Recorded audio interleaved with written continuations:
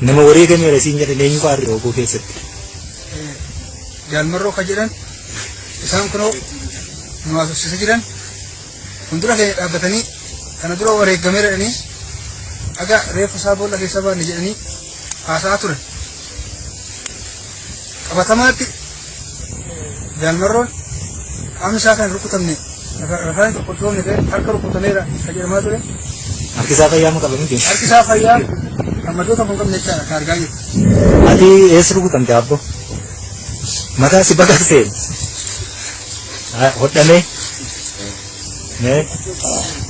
Jedhu keessan seenne miti? Oolteetta? Haaya. Hojii mootummaa ammaa fixatte kana booddeessa. Galuun feeta taanaan si galchina maatii keetiini. Waa jechuu feeta kootu.